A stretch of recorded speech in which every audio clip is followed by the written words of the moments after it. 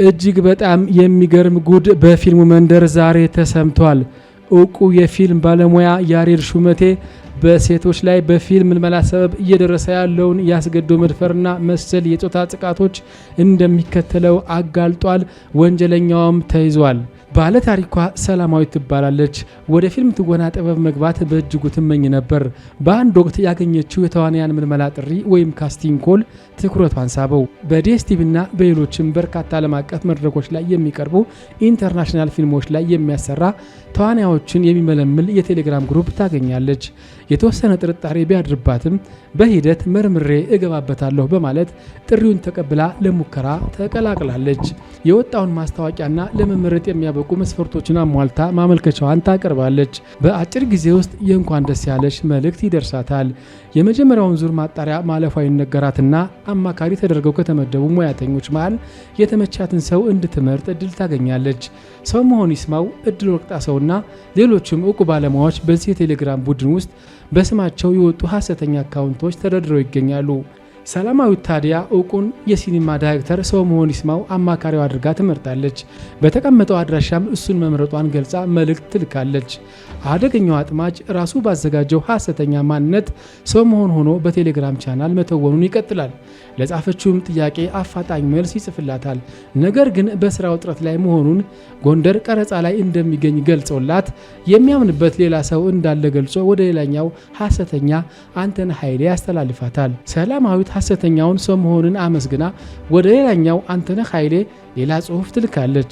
ሐሰተኛው አንተነህ ኃይሌም በተመሳሳይ ሁኔታ ስለተመረጠች የተሰማውን ደስታ ገልጾ እሱም ቢዚ ስለሆነ ኤርሚያስ ታደሰ የተባለ ሰው እንደሚመድብላት ቃል ገብቶ ራሱን ያርቃል። የጥበብ ሰዎች አካባቢ ብዙውን ጊዜ ሊከሰት ይችላል ብላ ያሰበችው ከመጠን ያለፈ የስራ ጫና ጉዳዩ እውነተኛ ይሆናል ብላ ለማመን አስቻላት።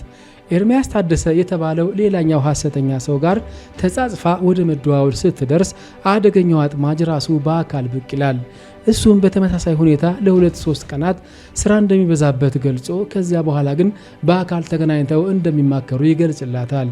ምስኪኗ ሰላማዊት እነዚህን 2 ቀናት ታግሳ በተደጋጋሚ ጭቅጨቃ በአካል ሊገናኙ ይቃጠራሉ። አጥማጁ ዘመናዊ መኪናውን ይዞ ሸራተን ሆቴል ቀጥሮ ያገኛታል።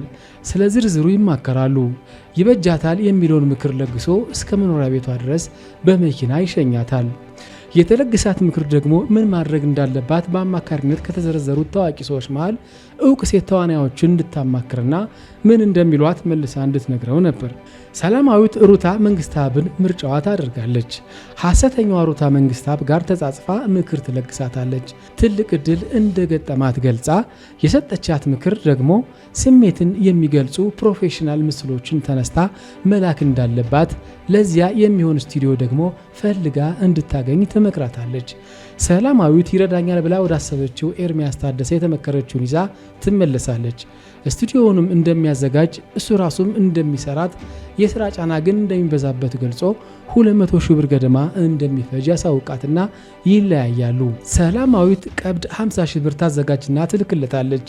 2 ቀናት ያህል ይቆይና በጣም ቢዚ ስለሆንኩ የሰው ገንዘብ እጄ ላይ እንዲቆይ አልፈልግም ብሎ የላከችለትን ብር መልሶ ወደ አካውንቷ ያስገባዋል። ገንዘብ ካገኘ በኋላ የሚመልስ ሌባ መቼስ አይኖርም ብላ ያሰበችው ሰላማዊት በገጠማት እድል ተአማኒነት ምንም አይነት ጥርጣሬ እንዳያድርባት ሆና እርግጠኛ ሆናለች። ከጥቂት ቀናት በኋላ ተመልሶ በቃ እንስራው አሁን ነፃ ነኝ ይላትና ሙሉ ብሩን እንድትልከው ሲገልጽላት 200 ሺህ ብሩን ወዲያውኑ ለመላክ አላቅማማችም። አጥማጁ በዚህ አይነት ሁኔታ ሰላማዊት ጋር በፈጠረው ቅርበት ሆቴል ይዞ መኝታ ቤት ውስጥ እርቃኗን ፎቶ ማንሳት የማያስችለውን እድል ያገኛል። በአካል ተገናኝተው በመኪናው ወደ ቤቷ በሚሸኛት ወቅት በፊልም ትወናው ላይ የጦር መሳሪያ ትዕይንት ስላለው እስኪ ሽጉጥ አያያዝሽን ልየው ብሎ እውነተኛ ሽጉጥ እጇ ላይ ያስቀምጥላታል። ይህ ሁሉ ተግባር በኋላ ለሚፈጠሩ ሁኔታዎች የሴራው አካል ነበር።